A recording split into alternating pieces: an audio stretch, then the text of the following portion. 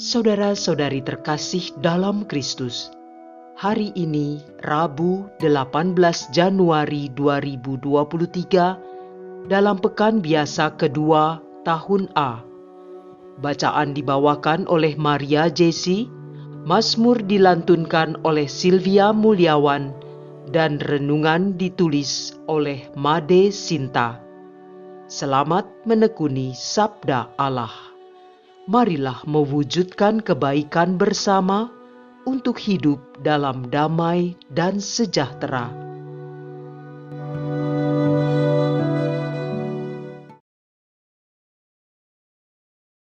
Dalam nama Bapa dan Putra dan Roh Kudus. Amin. Allah Bapa, Allah Putra, dan Allah Roh Kudus. Puji dan syukur kami sampaikan kepadamu atas rahmat dan karunia yang telah kau berikan kepada kami anak-anak-Mu. Bapa, sungguh aku tidak mau mempunyai hati yang degil dan jauh daripadamu. Aku mau selalu dekat dan mendengarkan setiap sabdamu. Dan dengan pertolongan rahmat-Mu, dimampukan untuk melakukan setiap perintah-Mu, sehingga membuat Engkau bersuka cita. Demi Kristus yang adalah Tuhan dan pengantara kami. Amin. Bacaan dari surat kepada orang Ibrani, bab 7 ayat 1-3, dilanjutkan dengan ayat 15-17. Melkisedek adalah Raja Salem dan Imam Allah yang Maha Tinggi. Ketika Abraham kembali dari mengalahkan raja-raja, Melkisedek menyongsongnya dan memberkati dia. Dan kepadanya, Abraham memberikan 1/10 dari semua jarahannya. Menurut arti namanya, Melkisedek pertama-tama adalah Raja Kebenaran atau juga Raja Salem, yaitu Raja Damai Sejahtera. Ia tidak berbapa, tidak beribu, tidak bersilsilah. Harinya tidak berawal dan hidupnya tidak berkesudahan.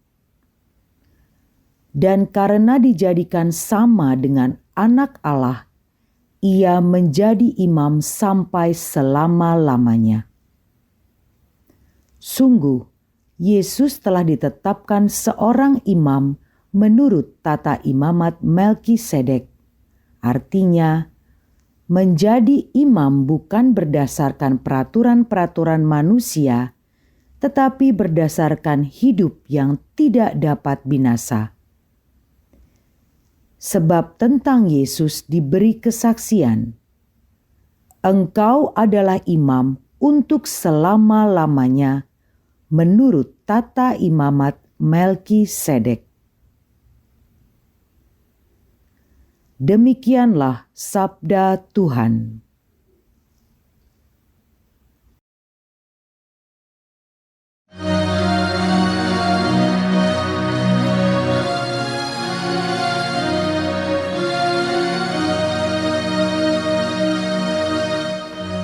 Engkaulah imam untuk selama-lamanya menurut Melkisedek. Beginilah firman Tuhan kepada Tuanku. Duduklah di sebelah kananku, sampai musuh-musuhmu kubuat menjadi tumpuan kakimu. Tongkat kuasamu akan diulurkan Tuhan dari Sion. Berkuasalah engkau di antara musuhmu. Engkaulah imam untuk selama-lamanya menurut Melkisedek. Engkau berkaca di atas gunung yang suci. Sejak hari kelahiranmu, sejak fajar masa mudamu,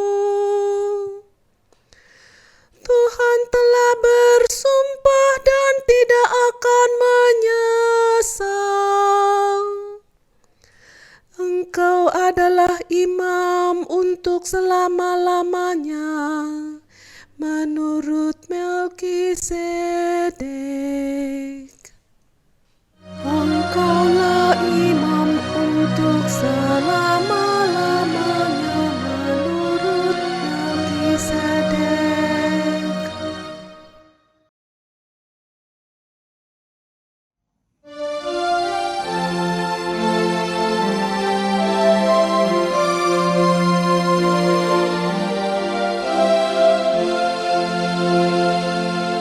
Haleluya, haleluya, haleluya. Yesus memberitakan Injil Kerajaan Allah dan menyembuhkan semua orang sakit. Haleluya, haleluya, haleluya.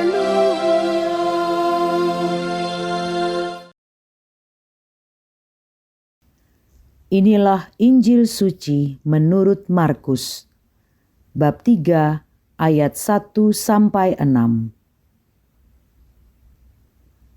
Pada suatu hari Sabat, Yesus masuk ke rumah ibadat. Di situ ada seorang yang mati sebelah tangannya.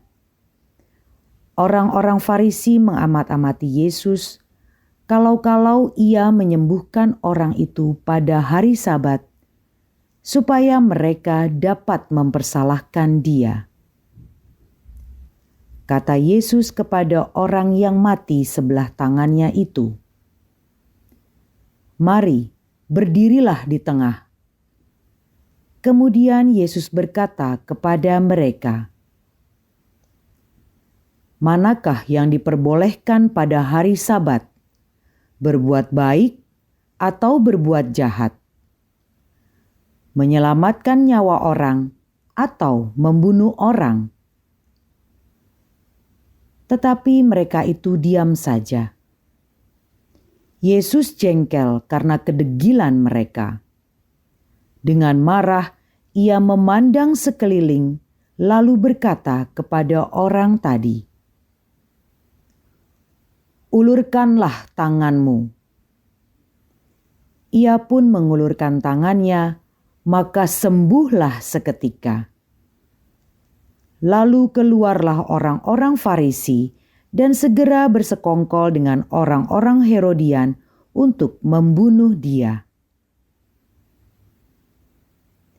Demikianlah sabda Tuhan.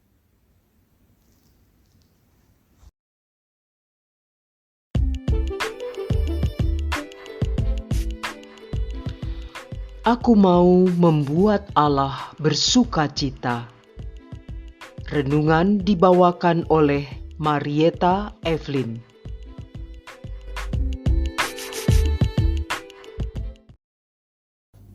Pada bacaan Injil hari ini, kita melihat emosi Tuhan Yesus, yaitu berduka cita dan juga marah yang ditujukan kepada orang-orang Farisi yang begitu degil, yang berarti keras kepala dan juga keras hati.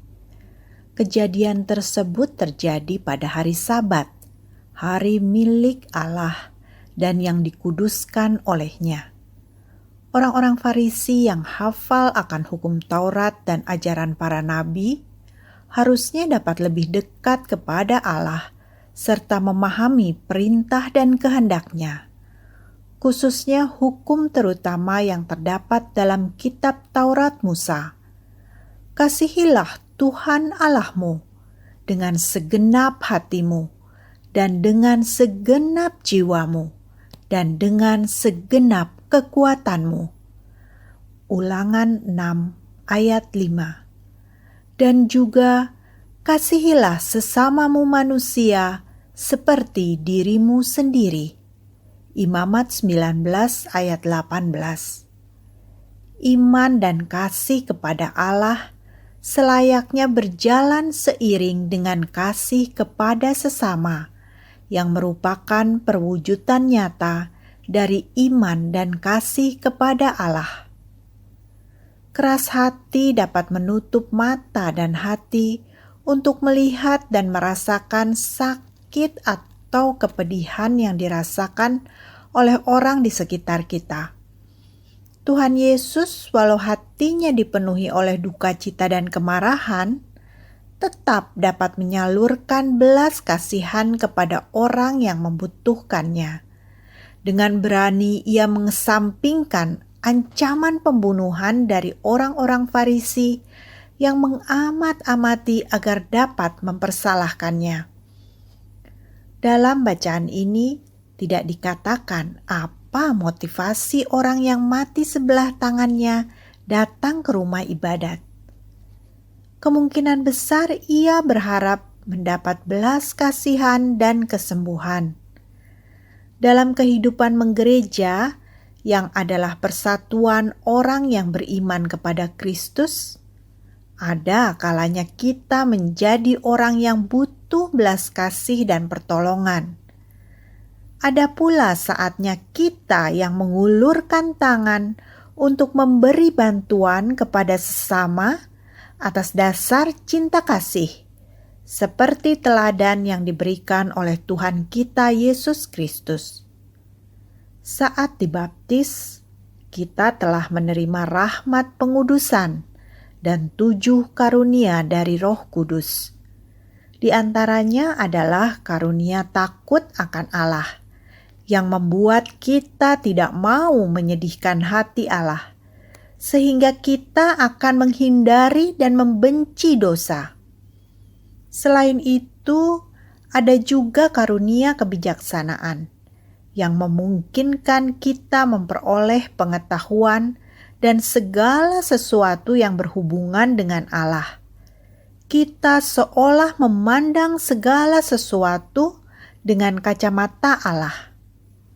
Semoga dengan rahmat dan karunia yang diberikan Allah Roh Kudus, kita selalu dapat membuat Allah bersuka cita melihat iman dan kasih kita kepadanya dan sesama.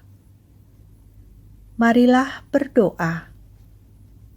Tuhan Yesus yang baik, berikanlah aku hati yang dapat melihat dan merasakan kesusahan orang lain, dan dapat mengikuti teladan-Mu, memberikan bantuan atas dasar belas kasih. Berikan pula aku hati yang berani untuk selalu berbuat yang baik dan benar. Terpujilah nama-Mu yang kudus, ya Tuhanku. Dalam nama Bapa dan Putra dan Roh Kudus. Amin.